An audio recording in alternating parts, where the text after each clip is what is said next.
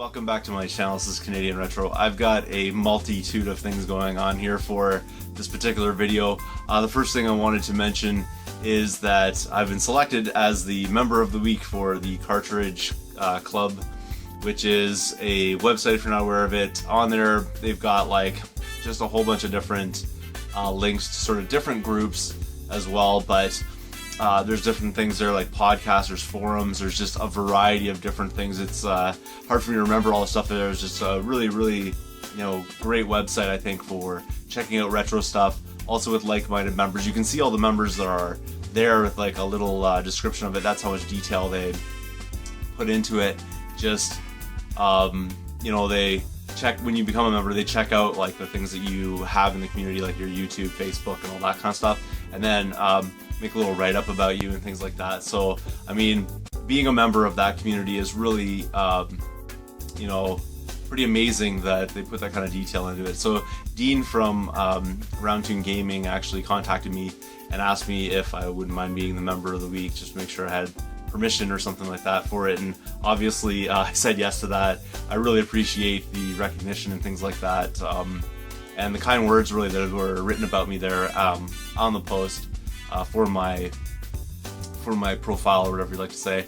But I'll put a picture of whatever you like to call it, the award or the posting, for you right here.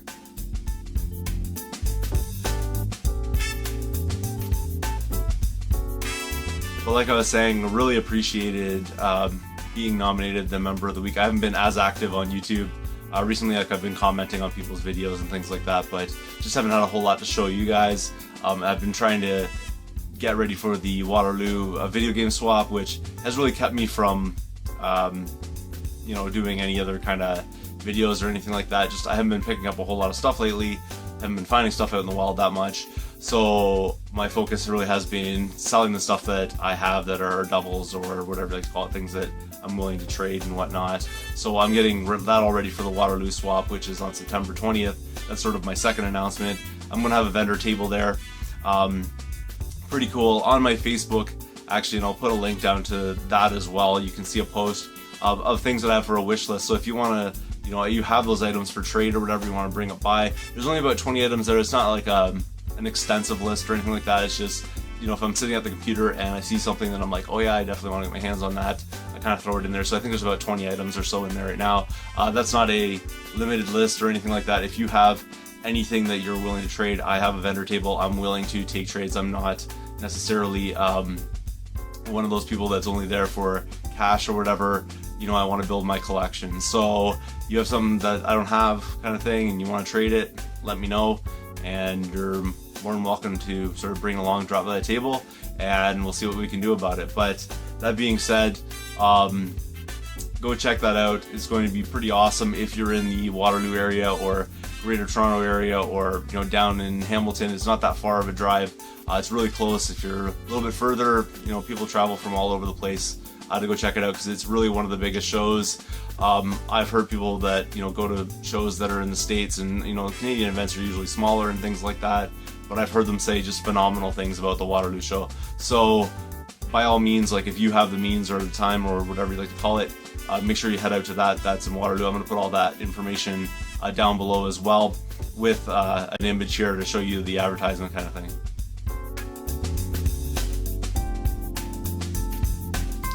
Alright, that being said, let's move on here to everything that I picked up recently. It's not a whole lot. One of the things I kind of regret picking up, it was sort of a mistake on my part, but we'll get into that in a second. So the first thing I want to show you here, another one of the Rock Band dongles that I've had a lot of luck finding lately. This one here is only $3, so pretty good score right there, I think. Obviously, I've had quite a bit of luck selling these on eBay, so I'm going to put this one up for sale. Really wanted to get into the video so I can get this one posted online though. Pretty awesome. I get around $22 Canadian kind of thing for it, which is more than enough. Shipping kind of kills me a little bit. It's harder for me to sell these because they charge so much for shipping in Canada, so other people kind of can beat you out kind of thing on their shipping prices, but I'm still able to sell them pretty decently, and they're still selling pretty well. Originally when I started posting them, they weren't really selling, but then all of a sudden within the course of like a week and a half, everything that I was selling was being bought. So really awesome. I'm gonna post that one as well because I don't really have a need for these. So just another thing to like recoup and get funding for my collection kind of thing. Moving on from there, this is the sort of regretful thing that I picked up. I'm not sure about how to fix this. I will probably just try to flip it as is kind of thing. Sort of my fault. But for $15, I picked up a DSi, which I didn't have. Well, I think I have one, but for some reason I cannot find it. I don't know why. But this is another one. I really like the color on it, which it's pretty decent shape as well. It's got some issues though, and I figured out what the issue is. So it will power this on for you and kind of show you. It does have a charge, although very limited. I think at this point the battery's probably dying. I can charge that up though. You can see the bottom screen works perfectly fine. The problem is with the top screen, it doesn't light up at all, and I don't even know how I missed that in the store. I think I was kind of in a rush and didn't even notice. I just saw that it lit up and I was like, okay, it's good to go. And I didn't even really check it. I was too busy looking at the icons on the bottom of the screen. So that was really my fault. This is all just bars and it's kind of a mess. I don't know if you can see it there, but it definitely doesn't do anything. You put a game in, you can't see anything on the top screen. So that's a problem with it. The other problem with it, which I figured I might be able to fix, is this bumper here is kind of doesn't spring back or whatever. So if you know fixes for that or anything like that, let me know. But unfortunate purchase because I thought I was getting one that actually worked and didn't turn out that way, which is kind of a bummer. But I'll see what I can do with it. Hopefully I can just recoup my cost on it and be done with it. Moving on from there, actually picked up something from Value Village, and I have this on the Xbox 360, but really wanted it on the PS3, so decided to pick it up. And interestingly enough, I remember when I did go to buy it on the PS3, actually I looked around. This is really before I started collecting in this sense of kind of collecting. I had different games and whatnot, but didn't really have anything like organized. I had some 360 stuff or whatever. But I was looking for this game, and I could only find it at one GameStop, and I had to sort of drive a little bit out of my way to go get it, and I was kind of surprised by that because I thought it was pretty common.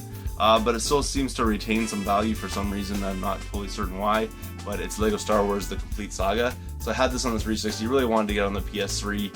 I was sort of a 360 guy back in the day, but for some reason now I'm tending more toward enjoying the PS3 a little bit more. So this is sort of something that I really wanted to get on the PS3. So happy to get that. This is the first foray, I guess, into the LEGO kind of video games, the LEGO Star Wars, LEGO Batman and whatnot. This is probably one of my favorite ones right here for sure. And then probably the Lego Batman 2, where you fly around Superman and stuff like that. Really enjoy the Lego series. It's sort of one of those things where you can just sort of kick back, have some fun with it, not too overly stressful or anything like that. Really just fun, like, kind of gameplay. And for that one there, I paid $5, which I thought was a pretty reasonable deal for this game, and definitely something I wanted for my collection. Everything's in there, and it's all minty fresh and whatnot. So really great shape. Happy to pick that up. Pretty surprised it was sitting there because it looked like somebody had picked through the games and maybe just missed that one in there. But that was that. And then the last thing, this is something I picked up yesterday, which is a pretty decent find, I thought. When I got this, it was absolutely filthy. So I actually cleaned it, which normally I don't do. I normally just leave everything on for you guys when I show you in my pickup videos. This thing was so filthy and disgusting. I didn't really want it like sitting in my house because it was just absolutely covered with grit and dirt, and it was dirty inside, and the lens was disgusting on it. But as a system, picked up a Dreamcast. It was console only for $10, which I thought was a pretty good deal. Now it came with a power cord too, which I don't think is a legit one, but it works for it. But I did have all the wires and everything that goes with this.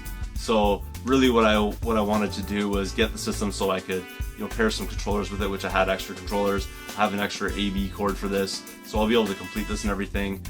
There was a game inside which was in right awful shape, that's for sure, but I've actually, it bothered me so much that I've already resurfaced it. Like I said, I dealt with this because it was so filthy and disgusting. I had to do it before I showed you guys. So what was in there, and I've just put it in this protective sleeve, was a copy of Power Stone. It was scratched and you couldn't read it at the point where I got it because it was actually it had a bunch of like stickers someone had ripped off of the top of it, so like probably had like rental stickers or Roger stickers or Blockbuster type stickers. I couldn't really tell. You could just see the paper parts and stuff like that because the actual label had been ripped off by somebody already. But it's perfect on the front now because I just goo-goned those off and got everything off of there. And then the disc itself, it's not perfect. I did run it through the JFJ Easy Pro. I didn't want to like sand it down or anything and risk ruining it or anything like that, but it's pretty good now. It's definitely 150% better than it looked because it was scratched beyond belief before. So pretty cool find to find inside.